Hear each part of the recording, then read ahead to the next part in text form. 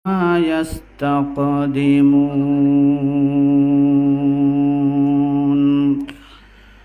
صدق الله العظيم.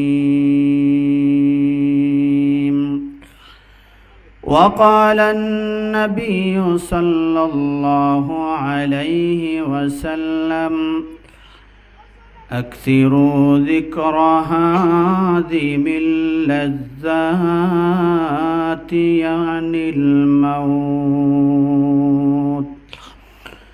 أو كما قال النبي عليه الصلاة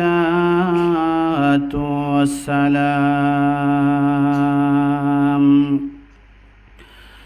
صلى الله على سيدنا ومولانا محمد وعلى آله حسنت جميع خصاله. صلوا عليه وآله. नहीं दो जहां में मिसाले मुहम्मद, जमाले खुदा है कमाले मुहम्मद। बलगल उला बिकमालिही कशफत दुजा बिजमालिही। हसनत जमीअ खिसालिही। सल्लू अलैहि व आलिहि। मोहब्बत एकटू जिकिर करी। ला इलाहा इल्लल्लाह, ला इलाहा इल्लल्लाह, ला इलाहा इल्लल्लाह, ला इलाहा इल्लल्लाह, ला इलाहा इल्लल्लाह, ला इलाहा इल्लल्लाह। सुब्हानल्लाह वल्हम्दुलिल्लाह, ला इलाहा इल्लल्लाह, ला इलाहा इल्लल्लाह, ला इलाहा इल्लल्लाह, ला इलाहा इल्लल्लाह, ला इलाहा इल्लल्लाह, ला इलाहा इल्लल्लाह मुहम्मदुर रसूलुल्लाह सल्लल्लाहु अलैहि वसल्लम।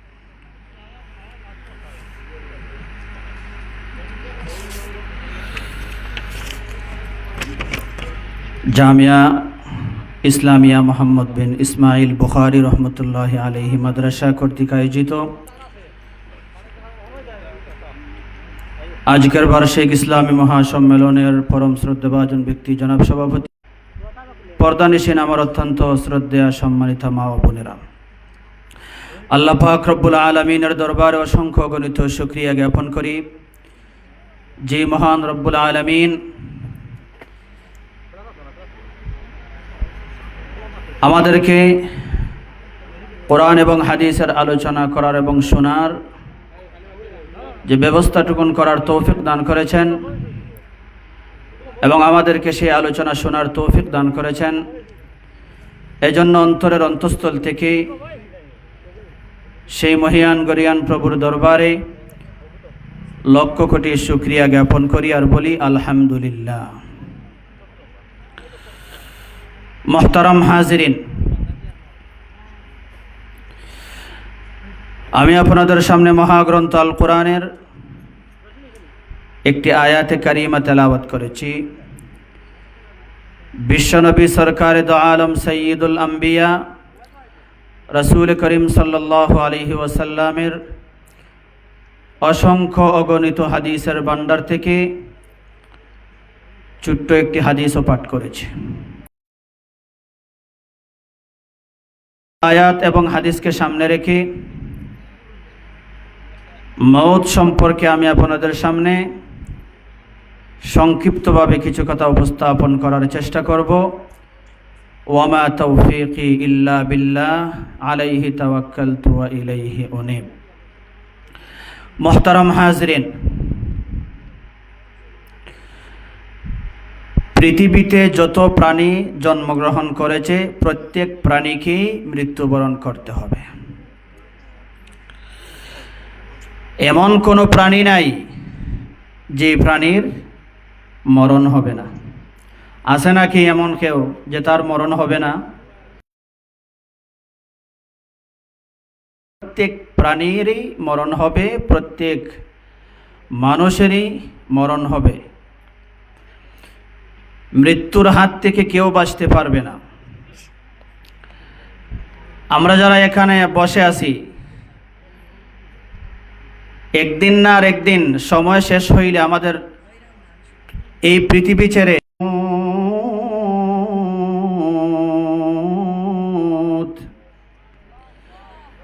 প্রত্যেক প্রাণী মৃত্যুর স্বাদ গ্রহণকারী। মৃত্যুর হাত থেকে কেউ রক্ষা পাবে না। কবি বলেন, মৌত কাসিন কুল্লু নাফসিন শারিবু কবর বাইতিন কুল্লু নাসিন দাখিলু। মৌত কাসিন কুল্লু নাফসিন শারিবু কবর বাইতিন কুল্লু নাসিন দাখিলু। প্রত্যেক প্রাণীকেই মৃত্যুবরণ করতে হবে এবং প্রত্যেক মানুষকেই কবরের ভিতরে প্রবেশ করতে হবে।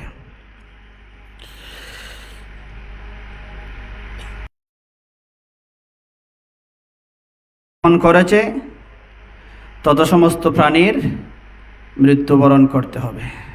মানুষ জন্মগ্রহণ করেছি, আমাদেরও মৃত্যুবরণ করতে হবে। বাংলায় কবি বলেন, জন্মিলে মানুষের মরণ হবে, জীবনের পার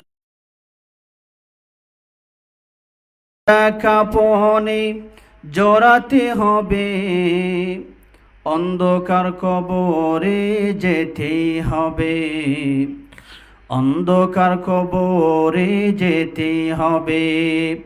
জন্মিলে মানুষের মরণ হবে, জীবনের পারে যেতে হবে। সাদা কাপনে জড়াতে হবে, অন্ধকার কবরে যেতে হবে, অন্ধকার কবরে যেতে হবে। কবরের ভিতরে আমাদের যেতে হবে কি না হবে না? হ্যাঁ, করতে হবে। কেউ যদি মনে করে যে আমি যখন আমার মৃত্যুর সময় হবে তখন আমি এমন এক জায়গায় যাইয়া লুকাইব আজরাইল আমাকে তালাশ করে পাইবে না, তার এই ধারণাটা কি সঠিক হবে? জুড়ে বলেন, তার এই ধারণা কি সঠিক হবে? পৃথিবীতে এমন কোনো জায়গা আছে যে জায়গায় গেলে পরে আজরাইল তালাশ করে বাহির করতে পারবে না? এমন কোনো জায়গা আছে? নাই। অতএব মৃত্যু থেকে কেউ যদি বাঁচতে চায় তাহলে বাঁচার কোনো সুযোগ তার নাই। আল্লাহ বলেন, উল্লাই ইয়ানফাআকুমুল ফিরারু ইন ফারারতুম মিনাল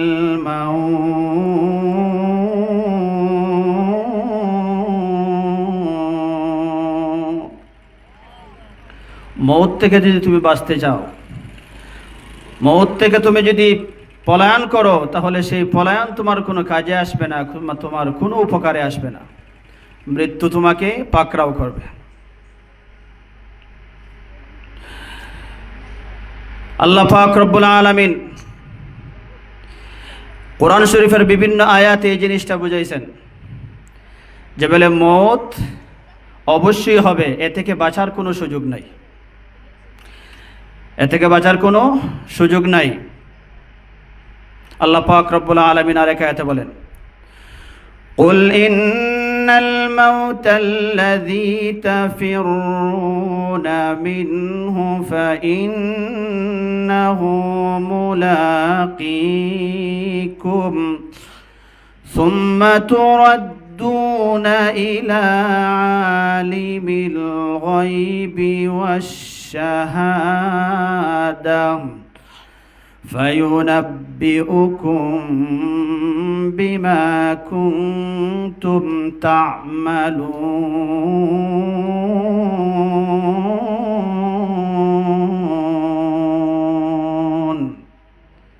আল্লাহ বলেন যে বলে মানুষ তোমরা মৃত্যু থেকে যতই পলায়ন করো না কেন মৃত্যু তোমার সাথে সাক্ষাৎ করবেই করবে ফাইন্নাহু মুলাকিকুম মৃত্যু তোমার সাথে সাক্ষাৎ করবে মৃত্যুর হাত থেকে কেউ বাঁচতে পারবে না তুমি যদি 7 জমিনের নিচেও থাকো মৃত্যু তোমাকে তালাশ করে বাহির করবে তুমি যদি 7 আকাশের উপরে আর থাকো এরপরেও মৃত্যু তোমাকে তালাশ করে বাহির করবে তুমি যদি সুদৃঢ় দুর্গের ভিতরেও অবস্থান করো এমন এক প্রাচীরের ভিতরে তুমি অবস্থান করলে যে প্রাচীরের ভিতরে কোনো আলো ঢুকে না কোনো বাতাস ঢুকে না কোনো কিছু প্রবেশ করার কোনো ছিদ্র নাই সুযোগ নাই সে জায়গায়ও মৃত্যু তোমার সাথে সাক্ষাৎ করবে করবে কি না করবে না আল্লাহ বলেন আইনামা তাকুনু ইউদরিকুমুল মাউতু ওয়ালাউ কুনতুম ফি বুরুজিম মুশাইয়াদা আল্লাহ বলেন ও বান্দা তুমি যদি সুদৃঢ় দুর্গের ভিতরে অবস্থান করো না কেন মৃত্যু অবশ্যই তোমাকে তালাশ করে বাহির করে ছাড়বে মৃত্যুর হাত থেকে কেউ রেহাই পাইবে না কবি বলেন মরণ থেকে যতই পালাও মরণ তোমায় লইবে গিরি যদিও তুমি আকাশ পানে তাকো সে তাই লাগিয়ে সিঁড়ি মরণ থেকে যতই পালাও মরণ তোমায় লইবে গিরি যদিও তুমি আকাশ পানে তাকো সে তাই লাগিয়ে সিঁড়ি তুমি যদি আকাশের ভিতরেও তাকো না কেন মৌত তোমাকে পাকড়াও করে ছাড়বে মৃত্যুর হাত থেকে কেউ বাঁচতে পারবে না মৃত্যুর নির্দিষ্ট একটা সময় রয়েছে ওই নির্দিষ্ট সময় উপস্থিত হয়ে গেলে এক মুহূর্ত আর আগ পিছ করা হবে না ঠিক সেই মুহূর্তেই মানুষটার মৃত্যুবরণ করতে হবে আল্লাহ পাক রব্বুল আলামিন বলেন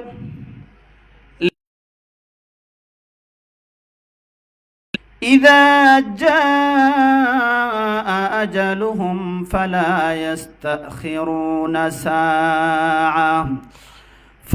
يستأخرون ساعة ولا يستقدمون প্রত্যেক মানুষেরই নির্দিষ্ট একটা সময় রয়েছে ওই নির্দিষ্ট সময়টা যখন উপস্থিত হয়ে যাবে তখন এক মুহূর্ত আর আগ পিছ করা হবে না ঠিক সেই মুহূর্তেই ওই প্রাণীটার মৃত্যুবরণ করতে হবে ভাইয়ারা আমার আমাদের কার মৃত্যু কখন হবে এটা কি আমাদের কারো জানা আছে নাকি আমাদের কারো জানা নাই আল্লাহ পাক রব্বুল আলামিন বলেন আমি আমার পয়গম্বরকে জিবরাইলের মাধ্যমে সমস্ত বিষয়গুলো আমি জানিয়ে দিয়েছি কখন কোন জিনিস করতে হবে কোন জিনিস কখন সংগঠিত হবে এটা আমি জানিয়ে দিয়েছি কিন্তু 5টা বিষয় এমন রয়েছে যে 5টা বিষয়ের জ্ঞান আমি কোনো নবীদেরকেও দান করি নাই ওই 5টা বিষয়ের জ্ঞান আমি আল্লাহ স্বয়ং নিজের হাতের মধ্যে রেখে দিয়েছি সূরা লুকমানের শেষ আয়াতে আল্লাহ পাক রব্বুল আলামিন বলেন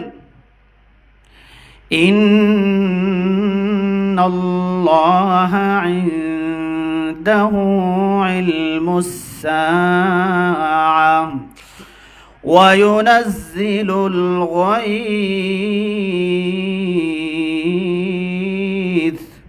ويعلم ما في الأرحام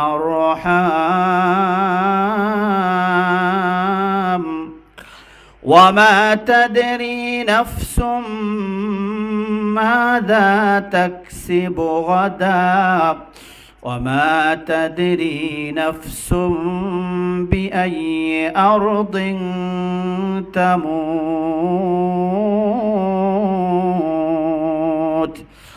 إن الله عليم خبير আল্লাহ বলেন পাঁচটা বিষয় এমন রয়েছে যে পাঁচটা বিষয়ের জ্ঞান আমি পৃথিবীর কাউকে দান করি নাই। আমি আল্লাহ নিজের হাতে এই পাঁচটা বিষয়ের জ্ঞানের চাবি রয়েছে। এক নম্বর হলো কিয়ামত কখন হবে কোনো নবীও জানেন না। কোন দিন কিয়ামত হবে এটা কেউ বলতে পারে না।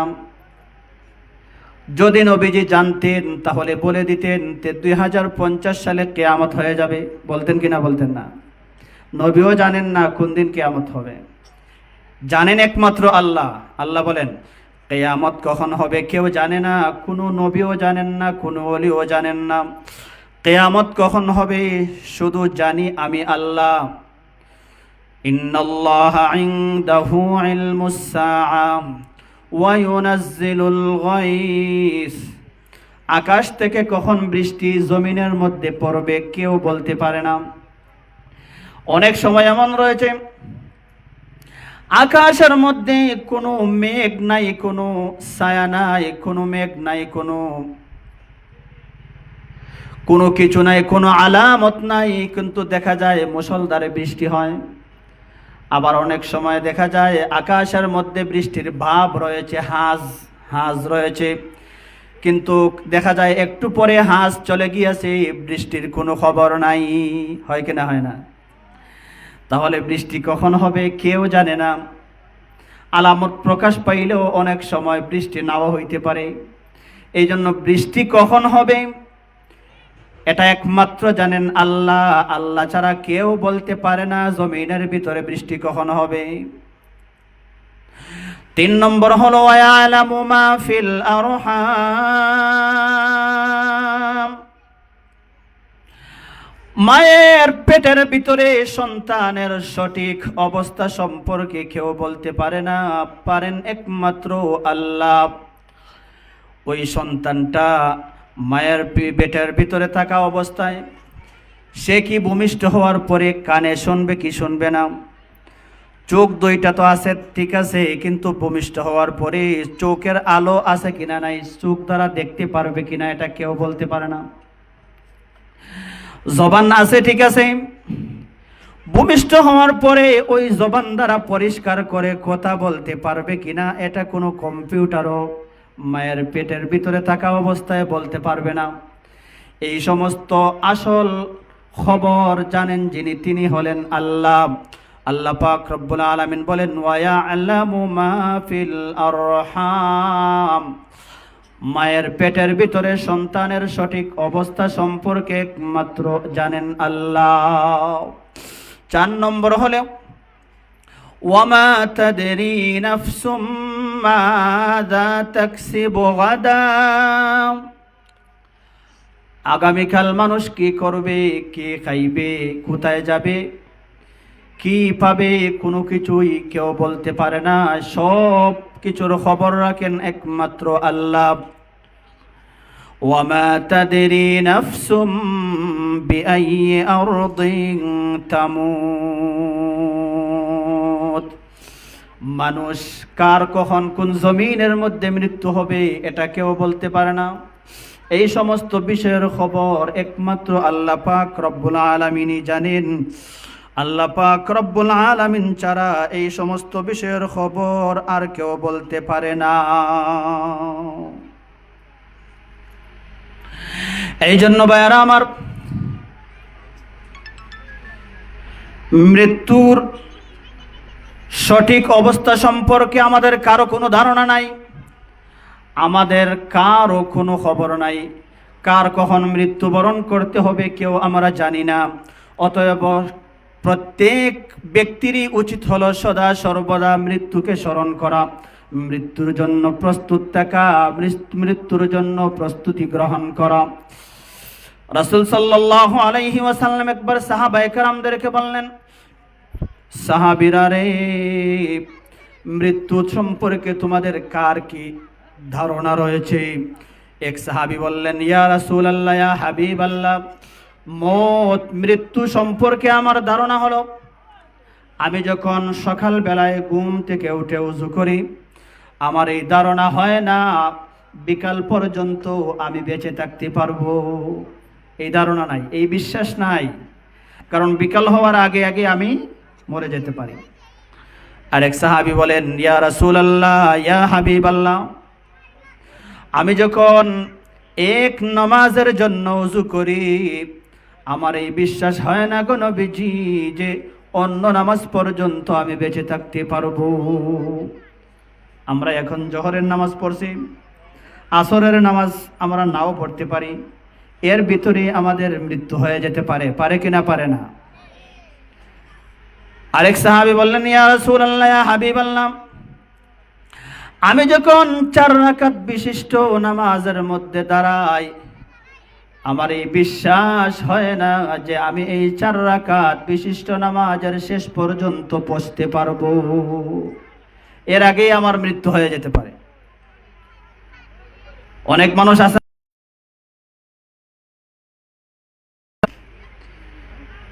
সে কি বুঝছিল যে নামাজ শুরু করছে, নামাজ শেষ করার আগে আগে যে তার মৃত্যু হয়ে যাবে? না না, তার তো ধারণা ছিল যে আমার মনে হয় যে নামাজ শেষ করে আরো অনেক দিন আমি বাঁচব। দেখবেন 80-90 বৎসরের বৃদ্ধ, সেও 50 বছরের জন্য মার্কেট লিজ নেয়, সরকারি জমি জমা লিজ নেয় 100 বছরের জন্য। তার উদ্দেশ্য হলো আমি আরো 50 বছর নিম্ন আমি বাঁচব। তার কি পরিমাণ আশা থাকে, কিন্তু আশা থাকলে কি আর হয় নাকি? মানুষ কার নিকট কখন মৃত্যু উপস্থিত হয়ে যাবে কেউ বলতে পারে না। ওদের এই অবস্থা শুনে রাসূল করিম সাল্লাল্লাহু আলাইহি ওয়াসাল্লাম বললেন, সাহাবীরা রে, শুনে রাখো, মৃত্যু সম্পর্কে আমি নবীজি কেমন ধারণা পোষণ করি শোনো।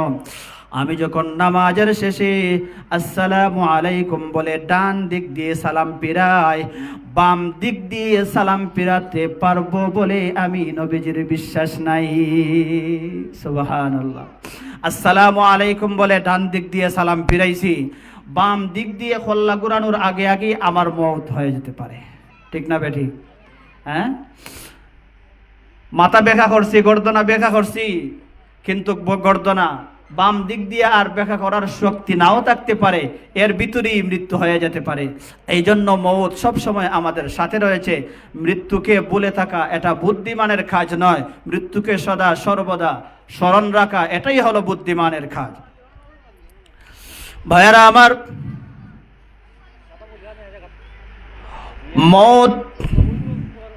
মওতের আলোচনা আমরা শুনে এটা স্বাভাবিক, আমাদের অন্তরের মধ্যে প্রশ্ন জাগে, মওত আবার কি? মওত কোন জিনিসের নাম? মওত কোন জিনিসের নাম? মওত তার ভাষায় সুন্দর করে সেই মওত তার পরিচয় দেয়। মওত বলে, আমি